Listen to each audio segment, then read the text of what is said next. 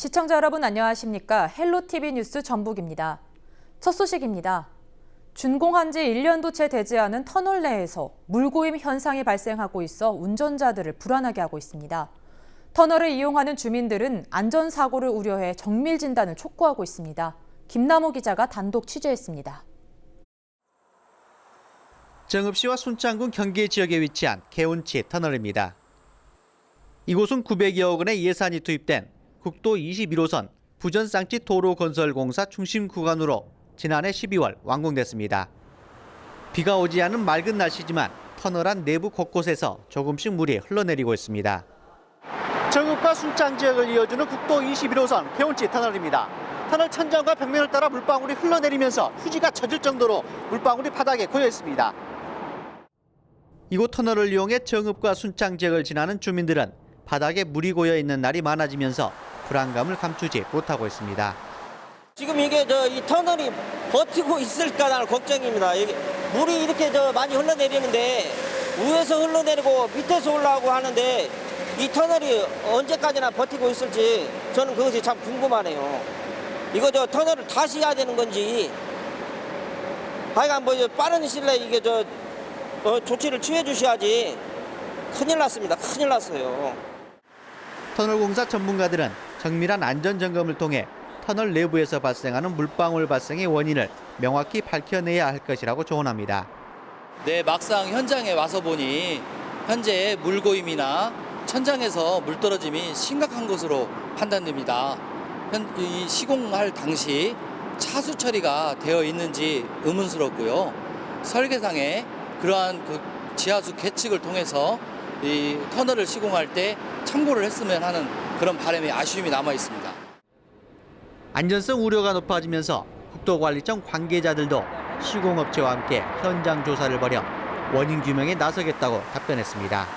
그 원인은 벽체에서 물이 흡수돼 갖고 밑으로 흐를 수도 있고요. 예, 그게 올라가지는 이게 여름에는 라이딩에 물이 약간 맺히는 경우는 있습니다. 기온차 때문에 맺히는 경우도 있는데 지금 경우에는 노면에서 지금 물기가 있는 걸로 봐서는 노면에서 물이 올라오는 걸로 정확한 원인은 시공사하고 현장을 방문한 다음에 한번 판단을 해야 될 것 같아요. 하루에만 6,000대가 넘는 차량이 이동하는 국도 21호선 개운치 터널. 관계기관의 정밀 안전진단이 시급해 보입니다. 헬로티비 뉴스 김나호입니다. 정읍 지역 한 마을 주민들이 공장 악취 때문에 못 살겠다고 호소하고 있습니다. 공장은 마을에서 약 100m 떨어져 있는데요.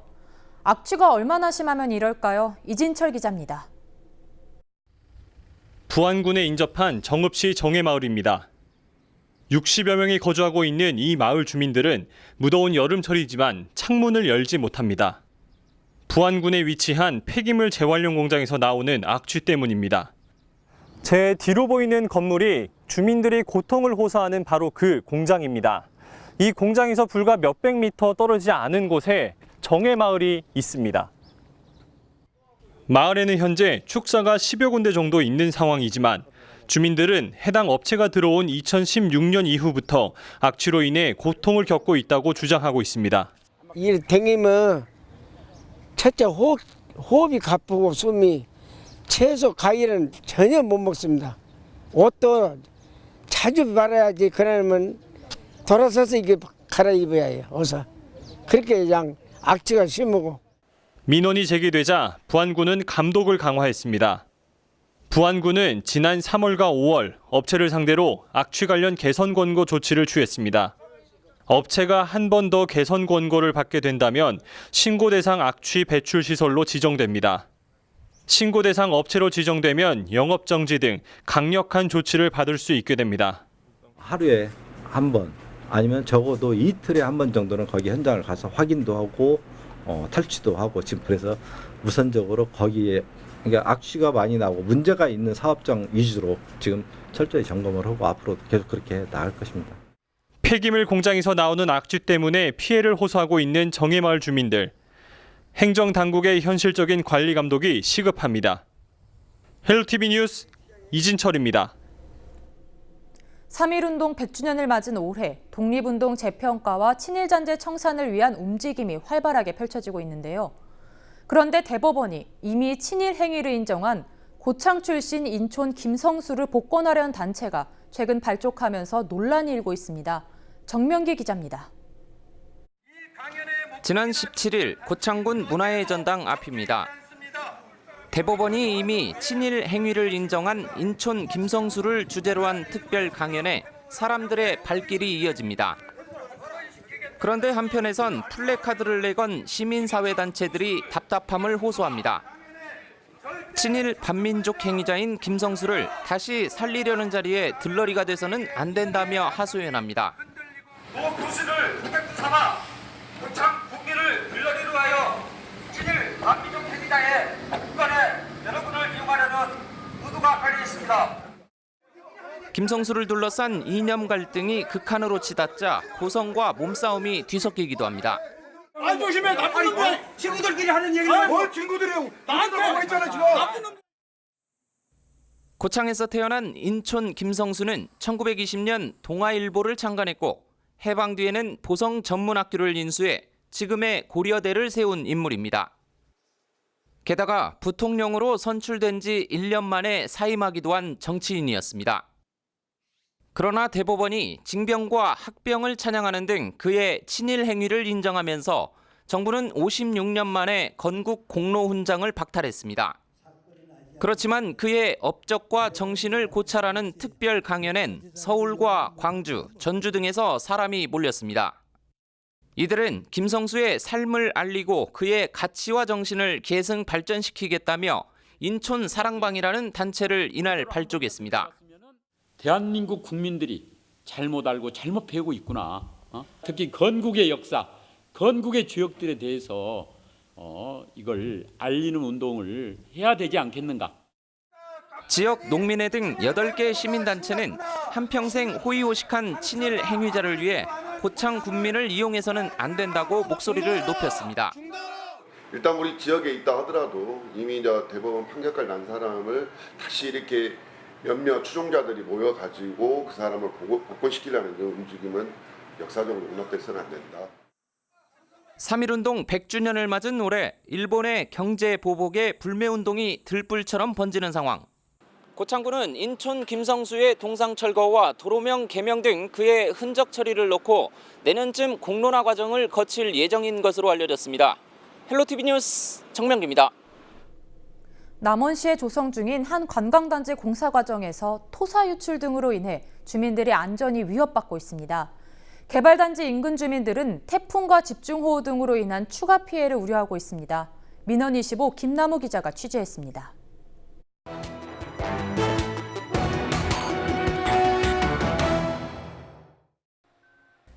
남원시 대산면 드래곤 관광단지 조성사업 현장입니다.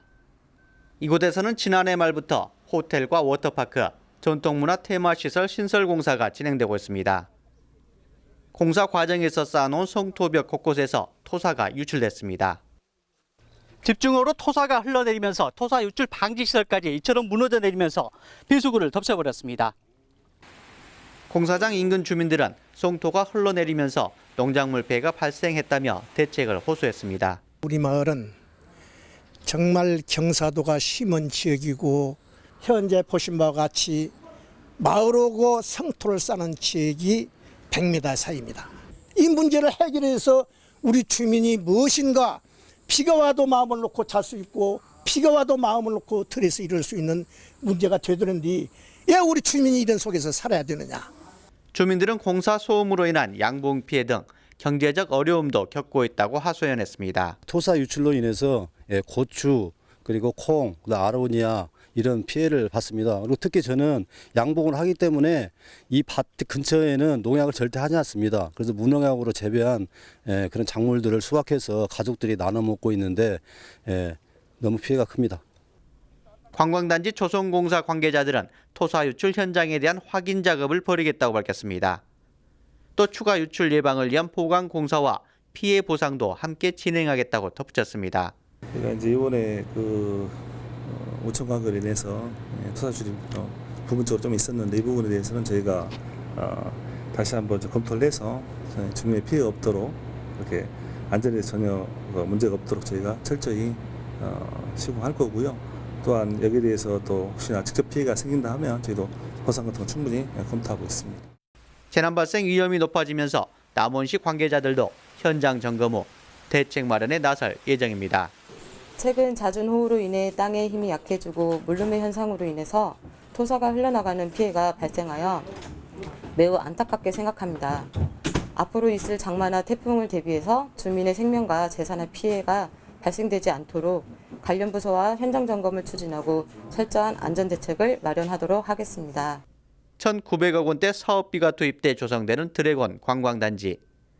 사업 과정에서 우려되는 주민 피해 예방 대책이 시급해 보입니다. 헬로티비 뉴스 김나옵니다.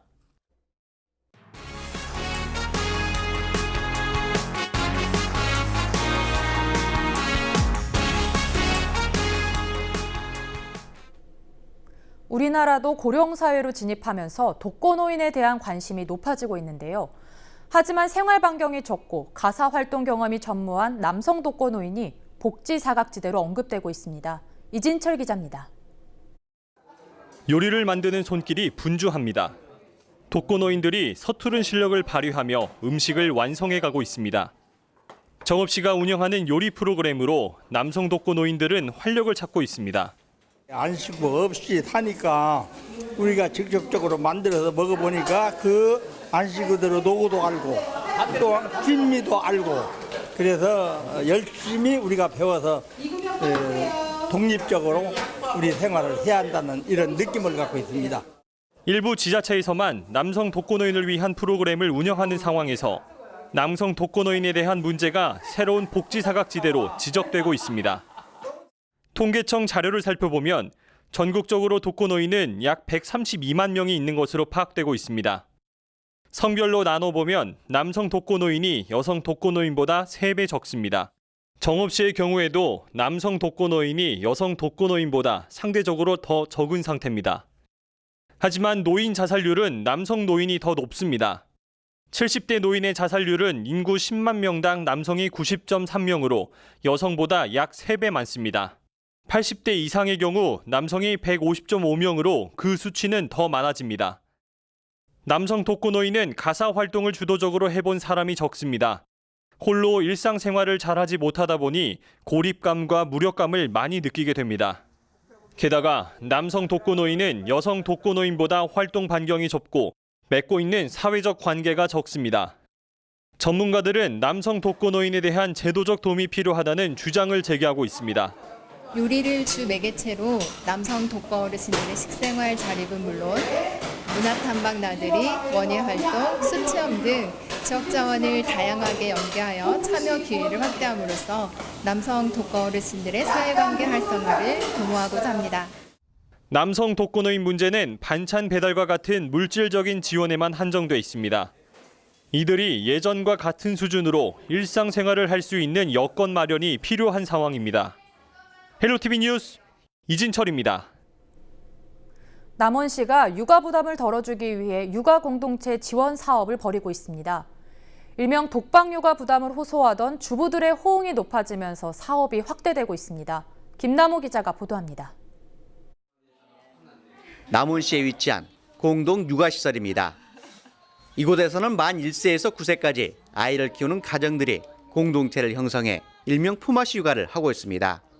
지역 공동체를 통해 워킹맘을 비롯한 여성들의 독박 육아에 대한 부담을 줄여주고 있습니다.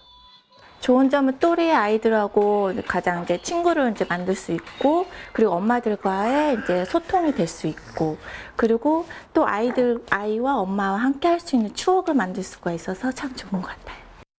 육아 돌봄 공동체가 주부들의 호응을 얻으면서 남원시는 모험 놀이터 만들기와 육아용품 나눔터 조성 등 지원 사업을 진행하고 있습니다. 육아 부담을 해소하고 육아 사각지대에 놓인 아이들이 돌봄 문제를 이웃들과 함께 적극적으로 해결하는 데 의미가 있습니다. 남원시는 지난해 8개 육아 공동체를 지원한 데 이어 올해는 12개 공동체를 선정해 추가 지원하고 있습니다. 남원시와 지역민들이 함께 참여하는 아이돌봄 인프라 조성 시스템이 저출산 극복의 대안이 될 수 있을지 관심이 모아지고 있습니다. 헬로티비 뉴스 김나옵니다.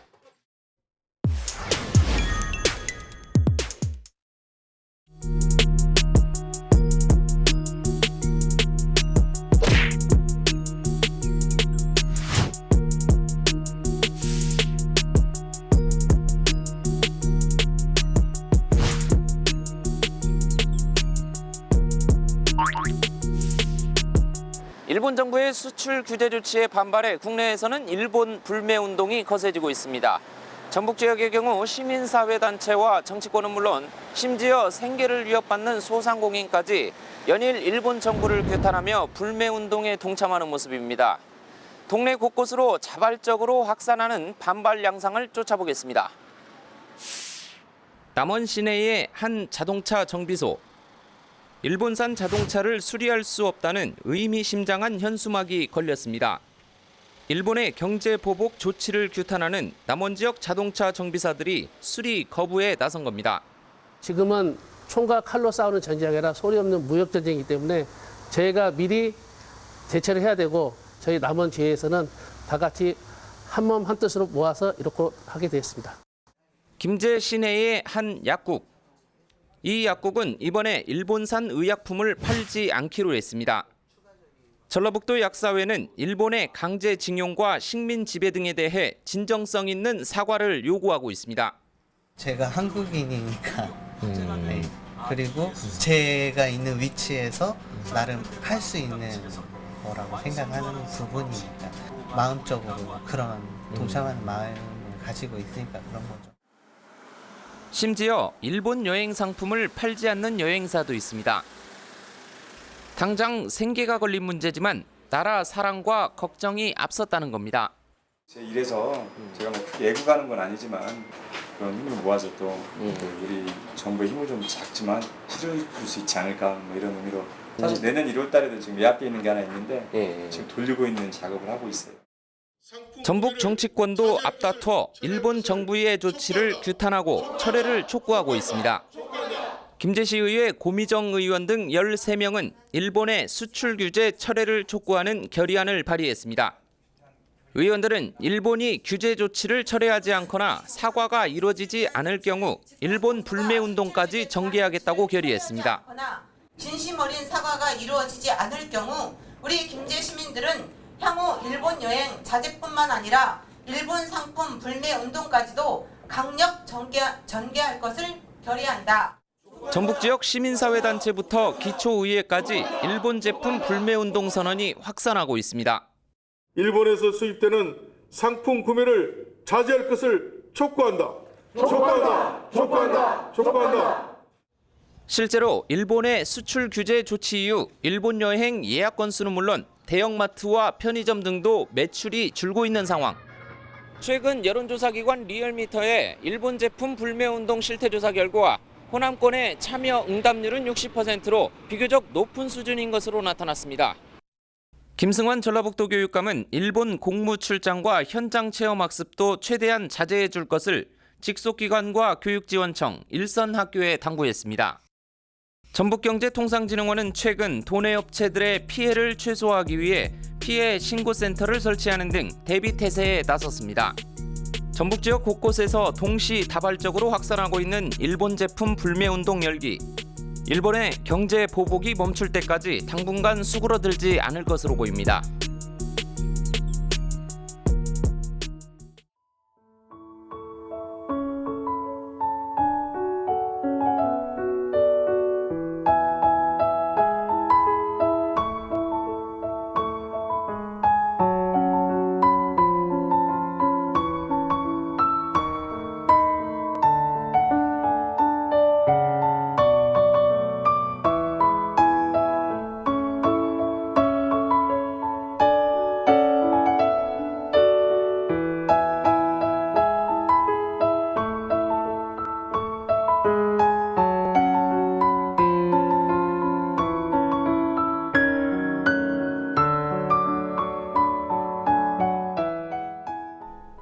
이상으로 뉴스를 마칩니다. 저희는 언제나 지역 주민 여러분 곁에 있겠습니다. 고맙습니다.